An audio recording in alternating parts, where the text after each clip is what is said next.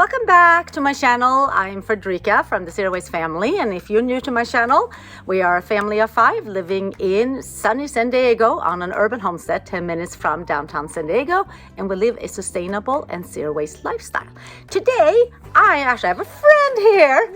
She is in real estate, and her name is Susanna, and we're going to talk actually about green upgrades that you can do to your house and also save money.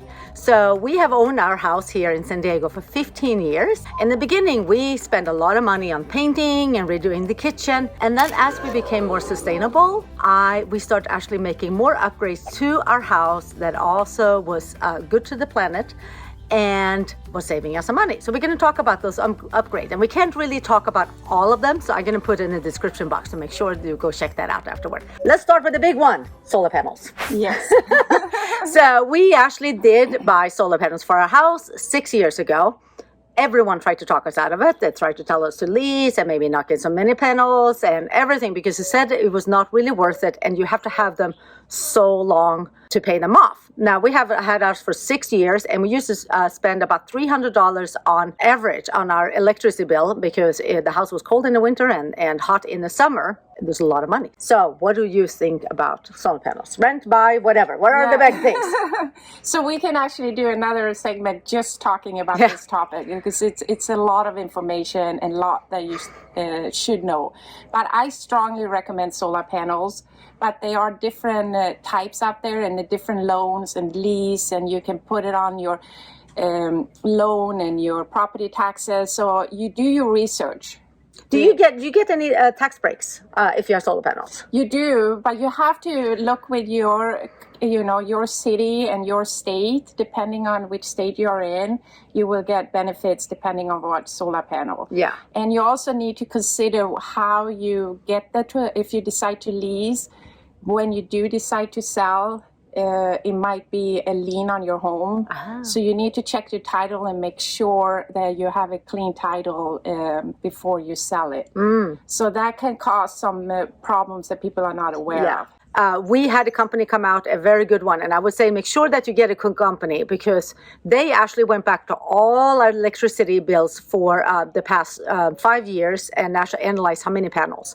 They put up the panels, and then they realized that after a couple of weeks that we were producing way more than we were using, so they have to remove one of the panels. So you want to make sure that you get a good company that comes out. Absolutely. I would definitely tell you to do your research before you decide what you're going to do. And sometimes a short term sounds attractive, but you counting over the years, it might be better to consider if you can buy it or put it on your property taxes to make a loan that way rather than to lease your panels. One thing that we did before we actually put up the panels was actually insulating our attic and also our walls. And that did not cost a whole lot of money, actually. And that made a huge difference, because our house used to be so cold in the winter and so hot in the summer. And that made a huge difference. All the improvements that you do, and especially now I notice more and more the buyers are becoming more and more aware how they can be more efficient when it comes. And it's same with windows. It's a big tickets to get triple or dual panel windows. That also saves a lot of energy and keeps the AC and heating costs down. So I think, and electric too. It's a big one. Before, people were more, we want a gas stove. We can't do. Nowadays, they are open and they understand the advantage of having an electric stove. Yeah. So well, I mean, because it's just our reports coming out that actually a gas stove is really, really bad for the planet. So I'm really happy. We did have a gas stove and actually replaced it with an electric stove when it broke.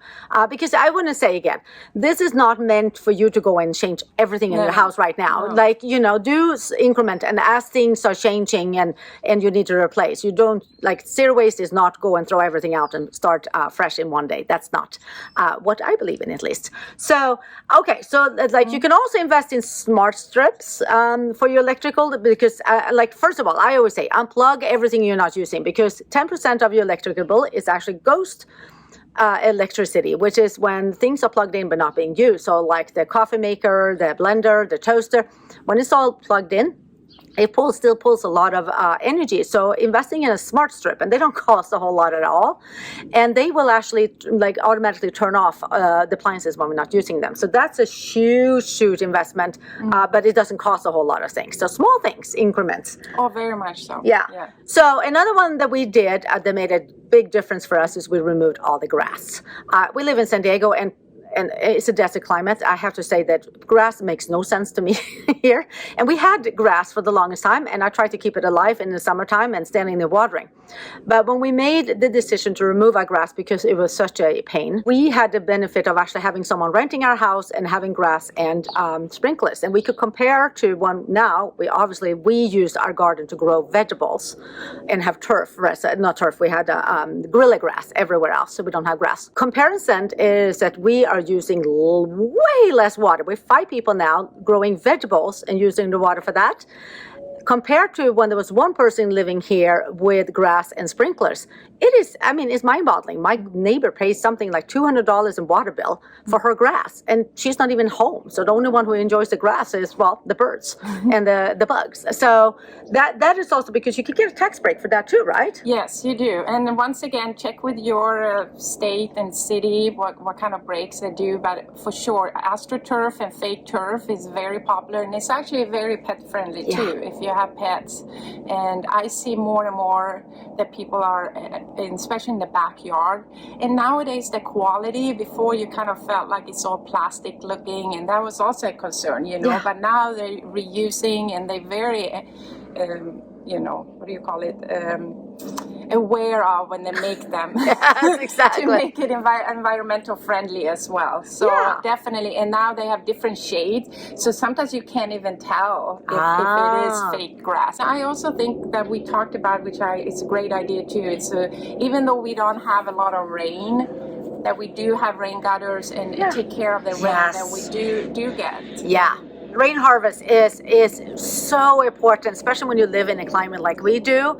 And the rain barrels, they don't cost a whole lot of money. And again, you can get a tax break and a rebate to buy them. And every time it rains, it will fill up those, and that will make a difference because you can use them for watering, if you have a vegetable garden like us, or you can use them for watering any plants around. But it's such a waste not to, take care of the rainwater that comes naturally. Whenever it does rain, it pours. We got to keep those little drops that we're getting and reuse them, So compost is the next one. You can also get a tax rebate if you compost. So we have 4 different kinds of compost systems. It doesn't say money per se that you're spending money like electricity or water, but you get the tax rebate to have it. And again, it feels really good. And here's the most important. If you have any garden or any type of garden, again, doesn't have to be a vegetable garden, that will turn into compost that you can use for the garden. It's pure nutrients. It's not a bad thing.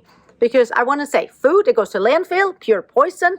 Food that goes into compost, pure nutrients. And I love that because I had no idea that because you feel like, it's a banana peel or an apple peel, and you just throw it in a landfill. But how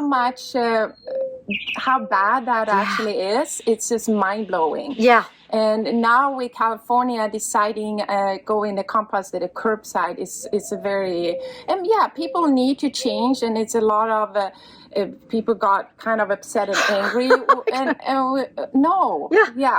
done it in Sweden for so long. And it's easy. When you have a plate with food, you have a different bin for it, you scrape it off, and now you don't even have to do it in your backyard if you choose not to. Exactly. If you live in a place that you don't have it, you put in a curbside and someone else and you take care of your environment. I mean, I don't understand. No-brainer. No, it's not. A no-brainer. It really is. It's just a way of thinking and do that extra step. And I think people feel overwhelmed because they don't know. And like city of San Diego has done a lousy job of explaining to citizens how this is going to work. And I'm out there with friends, neighbors, anyone who want to listen, and I would say this is not really hard. It is not going to bring you more rodents because it's the same concept as a trash bin. It goes to a different bin. It's not going to be more work. Instead of putting it into the trash, you're putting it into a different bin, and the only thing is that you're going to 2 different bins. It is really not that hard, and it makes a huge difference because 1/3 of the waste that's in the landfill is food waste. Food waste does not decompose in a landfill. It turns into methane gas, which is a really bad greenhouse gas. So if you want to do something for the planet and you don't want to put a whole lot of effort in, composting is the thing. Yeah, and So, I agree. yeah. I agree. And education, once again, to educate, and that's what and you do a tremendous job doing that, because like you said, we're not going to change everything in one day, but those small changes and generation through generation is going to make a huge difference. And I see that with the younger generation, like your kids and my kids are getting more and more aware of, because they have the information right now and they educate themselves and they understand. Yeah. Other ones are just going to do shout out because we can't cover too many of them. Low flushing toilets, the dual flushing toilets is a really good one if you're replacing your toilet. Low flushing shower heads makes a huge difference. We have those. And then also hot water circulators. In our house, our plumbing is the way that we can stand here forever and hot water will never come. And we waste a lot of water that way. So having a circulator makes a difference. Also, a water filter. We have one under the sink so we can we don't have to get water bottles. Yeah. One thing that she pointed out, and I love it because that's so Swedish, don't use the dryer. Yeah. Because the dryer pulls so much energy. We do use our dryer for sheets because, yeah, and towels sometimes if you want to. But just clothes, and you have those little drying rack. IKEA is excellent doing that. And you put them up, and especially here, they dry within like a day. You go to work or you do it at night, you sleep, and in the morning it's dried. And you're saving, if you can cut your drying loads, you save huge. And you're helping out with the environment in a small and easy way. Yeah. And it doesn't take that much longer, I promise you, because this rack that I have is from IKEA. It's $25 and it collapses. So you can put it away. It is like, I keep telling people, it's funny, I feel such a housewife when I get so excited when my husband gave it to me for birthday. Yeah. But literally, we used it all the time. And when we lived in Sweden, we used it. It took 2 days for the laundry to dry in the winter time. Longer. but just put it somewhere where it's hot. But here, like in San Diego, you can put it out and it's literally dry within an hour. So these were just few of the tips, and if you have any other tips, please put it in the comment, and we will respond to them, because there's so many more out there that we don't even think about, and this was just a few of them. And like I said, in the description box, I'm going to put links, and I'm going to put more saving tips that you can do for your home. So if this video was helpful, give us a thumbs up, subscribe, share this video, and like I said, leave a comment. I hope you all have a good day. Bye. Bye.